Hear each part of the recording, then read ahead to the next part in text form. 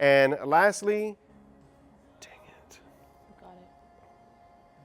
I don't remember. Lastly. Lastly, Remember the to- last thing. No, it Oh was- yeah.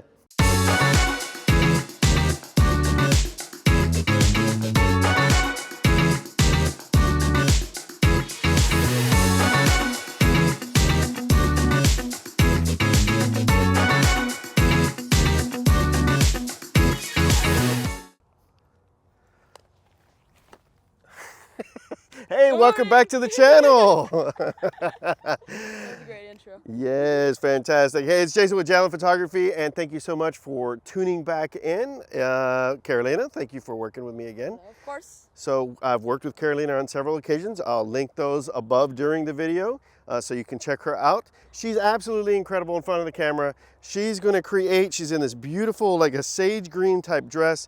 We're in this ugly, barren wasteland of South Texas, San Antonio. We don't really have, sun is peeking out, so we might get some hair light coming in. I was gonna shoot it natural light, but with the sun coming out, it's probably gonna mean I'm gonna pop up my flash and I'm gonna let her play.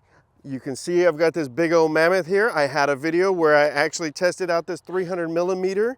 And so I'm probably gonna use it just for a couple shots today because it makes me out of breath just holding on to this thing because it's so freaking big. It's really heavy. But I'll go back to the other lenses. But I just wanna test it out again. It's a beautiful lens. It just renders so beautiful portraits. So you ready to go? Ready? All right, fantastic. Let's do it. Behind the scenes, I want to talk about a couple things that I've been thinking about, 5 things that I wish I would have known back when I started. Maybe if you're starting off, take some of these and be like, oh yeah, I want to do that, I want to do that, I want to do that. All right. So I'm going to let you play. This lens is super long, so I'm going to have to yell at you. I promise I'm not mad. This is already beautiful. 1, 2, 3. Gorgeous. 2 and 3. Go ahead with your hand. Yeah, I like to look off this way. Yeah. So the first thing, and I'm going to try to go in order on these. So the first thing that I really wish, and I mentioned it in my podcast, so if you're listening to the podcast, you probably heard it, is the exposure triangle. I really wish I learned that in the beginning. It took me way too long. You know, not understanding what the shutter meant for my aperture and meant for my ISO just threw me off for years. It took me like 7 years to figure it out. So learning the exposure triangle is extremely important. So a quick rundown on my exposure triangle. All right, so this is a big lens here. So I'm gonna go based off of the settings on this lens. This lens, the fastest that the aperture can go is 2.8. That's as much light as it's gonna allow in. So for this portrait session, I'm shooting wide open. So I know starting off that I wanna have my lens at 2.8. So at 2.8, it's gonna allow a certain amount of light in. When I first started, I didn't understand the other settings to stop that light coming in. And if I did it by mistake. And so what you really need is you've got 3 things that are the exposure triangle: aperture, shutter, and ISO. And your shutter is basically how fast that shutter opens and closes. And you know, the faster it is, the less light it is. And so at 2.8 right now, I don't need to have it as a real fast shutter. So I've got it at 1/800th of a second. And that's gonna eliminate a couple things, mainly me at this point, because this lens is so heavy. It's going to eliminate some of the shake that I have when I'm holding it, but it's also going to eliminate any kind of movement that's happening in the scene. And then for my ISO, so at 2.8, it's letting in a good amount of light, but not a lot. And then at 1/800th of a second, that's actually closing more light. So without popping up the flash, which is what I love to do, I went ahead and changed my ISO from the base of 100 to 500 because that allows more light to come in and it brings up the exposure in the scene. Each one of those relates to each other in their way, and that is something that just eluded me for the longest time as a photographer. And so if you need and you're struggling with exposure, exposure triangle. Look it up on YouTube, find it out, read it, learn it, practice it, and I promise you, it'll change the game for your photography. I think posing is one of the most critical aspects of photography that nobody knows about.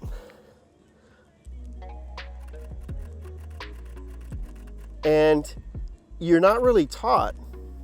You can learn the camera. Yes, give me that look away again. I really liked that. I do see a little bit under the top right there, so don't pull so much.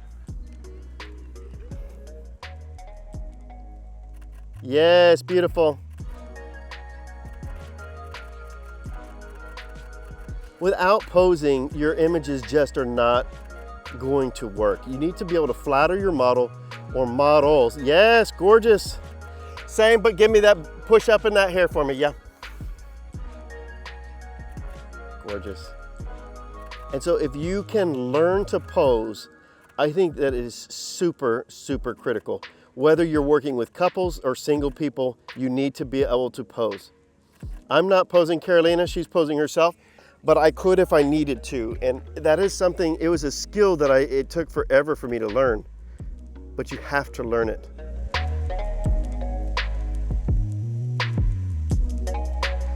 So yeah, so the first one was the exposure triangle. The second one, I think, and it's not even camera or flash related, it is posing.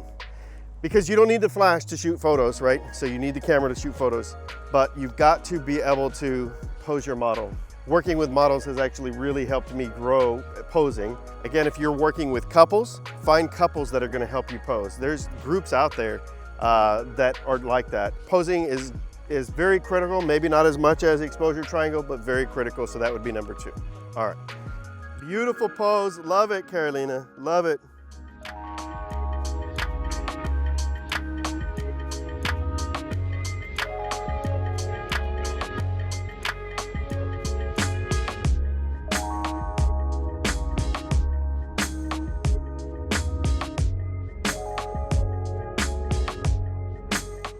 The third thing is lighting. I've already mentioned the exposure triangle. I've mentioned posing. I don't have my flash up, but lighting is critical. So right now we have perfect light on her. She's actually facing the sun. You know, I could light, but I don't need to light her in this instance. Lighting, you've heard me say, is photography. Photography is lighting.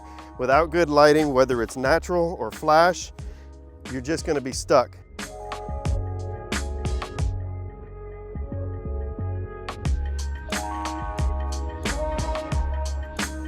I really struggled at the beginning. I couldn't understand light.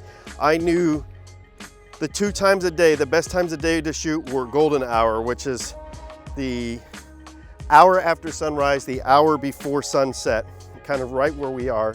It is a little bit overcast, but so I knew those times were times to shoot, but even when I would go out and shoot at the very beginning, I didn't know how to position my people because I didn't understand light, and I would have a lot of what we call dappled or dimpled lighting, where you've got a lot of times the sun's peeking through trees, and so you get just speckled light all over your models.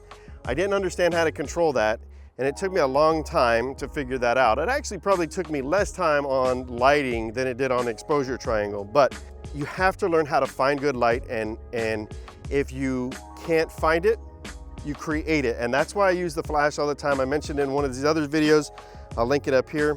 I use light to define my work. And like for instance, I've got this gorgeous light coming here, but if I wanted to actually control more of the shadows on Carolina, I could put a flash over here and really control the shadow and shading on that side of the body. And I would dictate that. And so that's where learning lighting is very, very crucial, very critical. So you've got exposure triangle, posing, and lighting. Those are 3, so I got 2 more. All right, let's roll. Number 4 of things I wish I knew when I was starting, and that is you don't have to shoot everything. Now, you know, maybe once you're like a full-time photography and it is the sole income that you have, and your husband, wife, your kids are relying on you to make money, maybe then you have to shoot stuff you don't necessarily want to shoot, but specializing is good. I don't shoot a lot of stuff. I don't shoot weddings. I don't shoot a lot of events. I shoot with models. I shoot with and high school students. That's my our specialty. And so that's what I would highly recommend is when you're starting out, figure out what you want to do. Now, sometimes that takes a little bit of time, and that is where you get to experiment a little bit, but start to specialize. Once you start to hone your skills, specialize in what you want to shoot and then market to that. What you want to shoot, that's what you're going to market, and specialize in that. Specializing is I think it actually can make life as a photographer more fun. So specializing, you don't have to shoot everything. Remember, photographers, you don't have to shoot everything. If you don't want to shoot weddings, don't shoot weddings. Figure out other ways to make some money. If you don't want to do maternity, don't do maternity. But shoot with what you want to shoot with and practice at that and get better at that. One more to go. Let's see.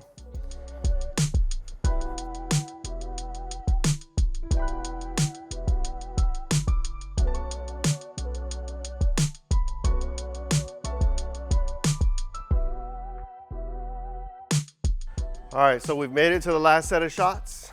Step 5, or thing 5 that I actually wish I knew, was that it's way harder. It's going to be way harder to like go full time, be successful than I thought it was. Like I thought, once things kind of went on and my light bulb flashed and I was like, oh, fantastic, I know what I'm doing. I thought maybe it would be like 2 years to get to where I wanted to go. So like a senior market for me is really where I wanted to go. And I'm actually pushing it like 5 years at it. And I do think I'm at a spot now where my name is recognized in that senior group in San Antonio. That's only on one section of San Antonio, but it's a grind. I mean, it is a massive grind. And when I first started, and I mentioned it actually in my first podcast, I was lazy. I didn't fully understand the work that had to go into it. And so I didn't put in that work. And what I would say is you have to put in that work. And if you're just starting, if you're kind of comfortable with it, I spent like a year probably shooting 4 times a week. That was a lot. Now, pretty much all with models. They were pretty much all collaborative type work. I wasn't getting paid a lot, but it was a grind of trying to figure out how to make things work and how to grow my portfolio, growing my Instagram, getting a following, all that. It was so much harder than what I thought. And so that would probably be the 5th thing is don't quit if it's hard, push through that because it is a long journey. It's actually quite difficult. It can be fun and I absolutely love what I do. I love getting to work with people like her, and so enjoy it, but just know it's not gonna be like, hey, you got your first paid gig and now you're gonna just get paid gigs the rest of your life. That's not how it works. So step 5, it's a grind and it's gonna take work.